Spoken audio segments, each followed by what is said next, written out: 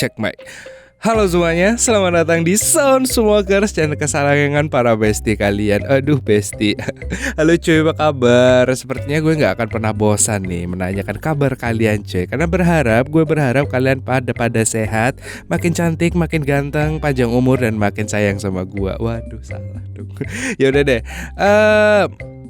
Gimana kabar kalian hari ini gitu ya kan? Maksud gue, oke, kali ini gue bakal membahas film yang berjudul Jailbait. Dan film ini menceritakan tentang seorang wanita yang bernama Anna, di mana ia terpaksa masuk penjara khusus wanita karena berusaha membela diri dari perlakuan bejat ayahnya. Di penjara, Anna mendapatkan perlakuan kasar oleh napi yang lainnya. Alih-alih mendapatkan perlindungan dari kepala sipir, Anna justru diperlakukan seperti budaknya. Walalala, kok iso?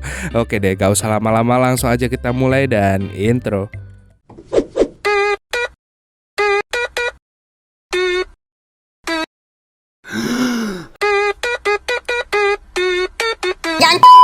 Di awal film kita akan diperlihatkan seorang perempuan yang bernama Anna sedang memainkan cello di kamarnya.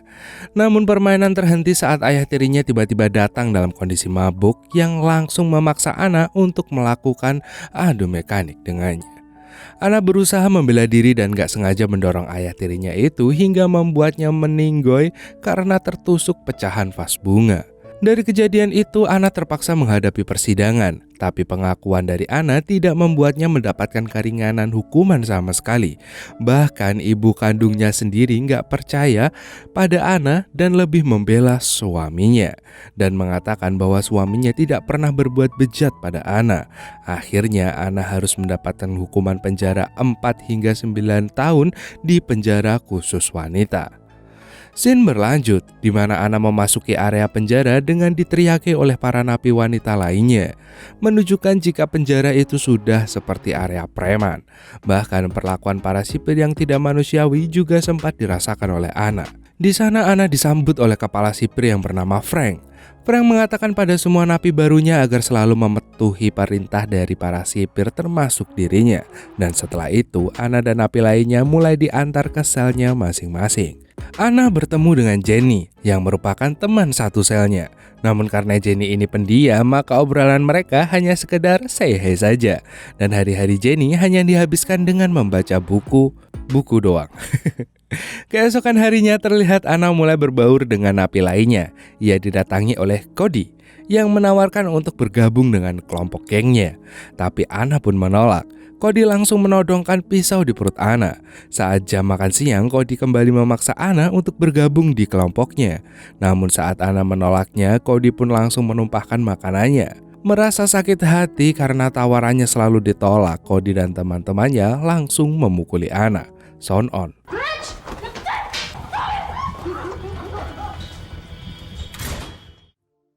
Di ruang medis, seorang sipir menanyai Anna tentang kronologi pemukulan yang dialaminya.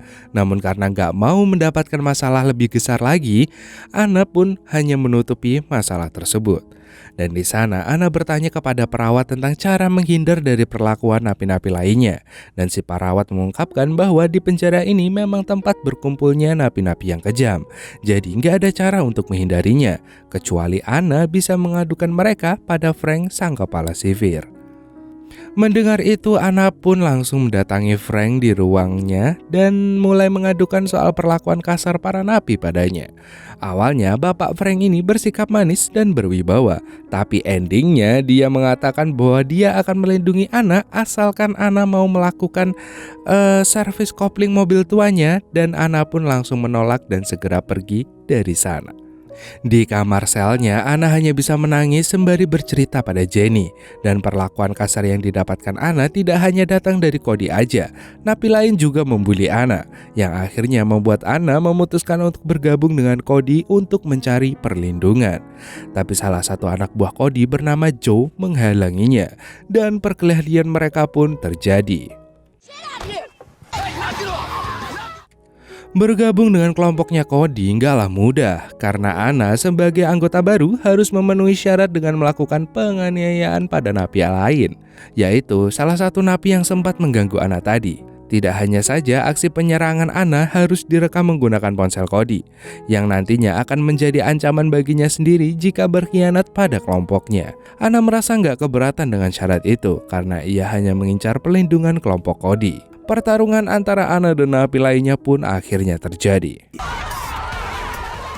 Dan dari kejadian itu akhirnya membuat Anna harus mendekam di sel isolasi selama 2 hari. Hal ini membuat Anna semakin syok, apalagi hukuman kurungan di sel isolasi itu harus dilaluinya tanpa memakai sepeser armor pun. Walalala. Selesai keluar dari sel isolasi, Anna diperintahkan untuk menghadap Frank di ruangan kerjanya. Di sana Frank mengancam Anna dengan mengatakan bahwa ia akan mendapatkan hukuman sel isolasi lagi jika dia tidak mau menuruti perintahnya. Dengan kondisi terdesak maksud saya, akhirnya Anna pun terpaksa melakukan adu mekanik dengan Frank. Aduh, tapi enak juga anjir.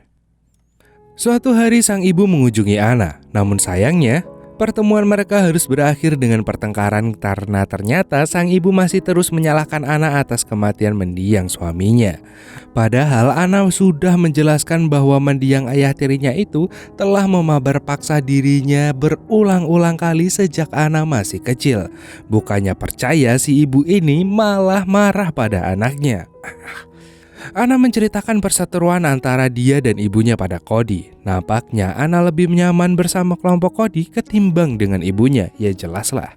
Di tengah obrolan itu tiba-tiba kelompok lain datang dengan membawa pisau dan ingin menyerang Anna. Beruntung Anna berhasil menyelamatkan diri dengan memberinya perlawanan. Atas kejadian itu, Anna pun kembali berurusan dengan Frank dan alih-alih memberinya hukuman, Frank malah memaksa Anna untuk servis kopling mobil tuanya lagi. Alah. Seiring berjalannya waktu, Anna pun menjadi wanita kasar dan sering mengalami stres. Apalagi Frank mulai ketagihan untuk servis kopling dengan Anna.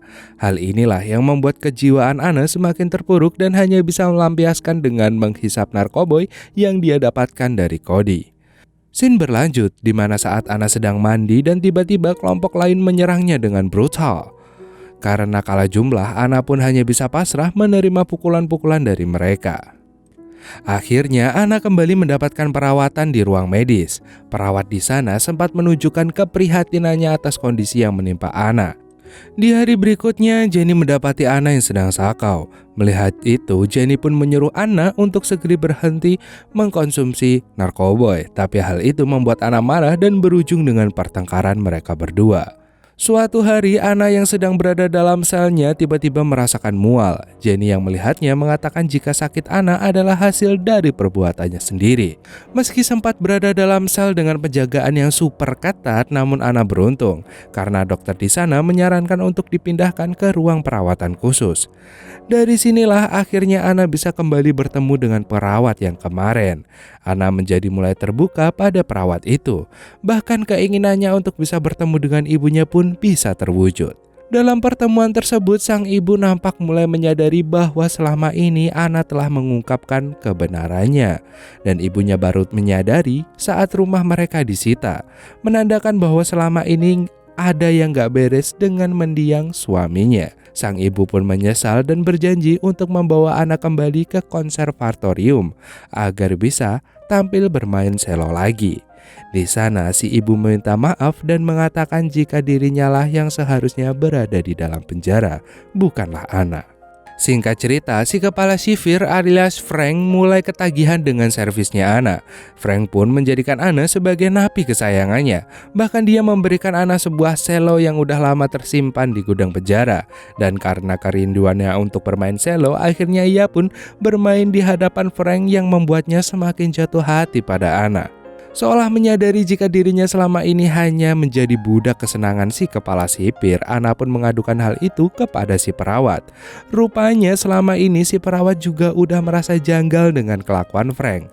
Si perawat berjanji bahwa dia akan membantunya dengan mengadukan kelakuan Frank pada pemerintah setempat. Apalagi si perawat mempunyai saudara yang bekerja di kantor pemerintahan. Tapi sayangnya obrolan mereka telah dilihat dan didengar secara jelas oleh Frank melalui CCTV. Kemudian saat perawat tengah bersiap untuk pulang, tiba-tiba Cody datang dan menyerangnya hingga membuat si perawat itu langsung COD ke malaikat seketika. Tentu saja aksi itu merupakan perintah dari Frank. Malam pertunjukan pun tiba dan para napi mulai tampil sesuai bakat mereka masing-masing, termasuk Anna yang memainkan selonya. Nampak penampilan Anna semakin membuat Frank semakin terpesona pada Anna. Kemudian Frank menawarkan Anna dengan pembebasan bersyarat yang akan dilakukan di bulan berikutnya. Mendengar itu, Anna pun merasa senang karena akhirnya ia berkesempatan untuk bisa keluar dari penjara lebih cepat. Bahkan kabar itu juga diceritakan pada Jenny. Namun teman satu selnya itu jelas tidak percaya begitu saja pada perkataan Frank. Apalagi kini Frank mulai ketagihan dengan servis koplingnya Anna. Mendengar itu, kini Anna mulai menyusun rencana untuk menghancurkan Frank, apalagi sidang pembebasan bersyarat yang akan dilakukan minggu depan ternyata juga dihadiri oleh pihak kejaksaan. Anna kemudian menemui Cody untuk meminjam ponselnya, yang akan dia buat untuk merekam aksinya saat servis kopling dengan Frank. Beruntung Cody sangat mendukung rencana Anna dan langsung meminjamkan ponsel miliknya. Frank yang kembali memanggil Anna akhirnya memulai aksi adu mekaniknya, dan tanpa sepengetahuannya Anna berhasil merekam seluruh kejadian perbengkelan itu. Hari persidangan untuk pembebasan bersyarat Anna pun tiba. Satu persatu napi secara bergantian dipanggil untuk menghadap hakim dan juga Frank. Dan tibalah giliran Anna. Di sana Anna mengawali sesi persidangan itu dengan bersikap baik dan sopan agar bisa mendapatkan pembebasan bersyarat dari hakim. Namun ternyata perkataan Jenny benar. Frank malah menyarankan hakim untuk tetap menahan Anna karena perlakuan Anna yang sangat buruk. Tentu saja hal ini ia lakukan agar dia bisa terus mendapatkan servis kopling dari Anna. Namun Anna yang sudah mempunyai bukti tidak mau tinggal diam dan langsung memberanikan diri untuk memperlihatkan video rekaman dari ponsel Cody kepada sang hakim. Semuanya pun terkejut termasuk Frank yang tidak pernah menyangka jika Anna berani melakukan hal tersebut. Meski sempat membela diri dan mencoba merebut ponsel itu, halah bajindul. Namun hal itu tidak bisa menyelamatkan dirinya. Dan akhirnya Frank pun ditangkap atas tuduhan perbengkelan paksa dan kasus tewasnya si perawat. Dan di hari itu juga pihak pengadilan akhirnya memutuskan untuk memberikan pembebasan bersyarat pada Anna dan akan segera mengusut kasus dari penjara khusus wanita tersebut. Anna segera mengemasi barangnya dan mengucapkan perpisahan pada Jenny dan Cody. Dan kemungkinan besar keduanya juga bisa mendapatkan hak pembebasan bersyarat sesuai hasil investigasi. Di luar, sang ibu menyambut Anna dengan tangisan kebahagiaan.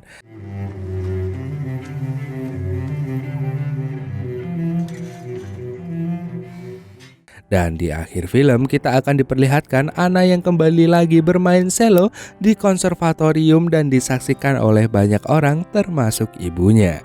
Dan filmnya pun tamat. Anjir, keren. Gimana nih menurut kalian tentang film Jailbait ini? Mungkin dari beberapa kalian udah banyak yang tahu ya. Tapi ya bolehlah kita sharing-sharing di kolom komentar nih coy. Gimana pendapat kalian setelah nonton film ini Ti? Kalau menurut saya mbaknya tuh bagus bumpernya. Enggak dong, maksudnya yang jelas gini maksud gue ya kan. Pasti di film ini kita bisa belajar dong ya. Khususnya untuk mbak-mbak di luar sana coy. Jangan pernah diam jika seorang laki-laki menindas kalian tuh kan. Apalagi kalau ranahnya udah masuk ke dalam penjelajahan tubuh gitu coy. Jangan maksud gue apa ya, pelecehan gitu coy.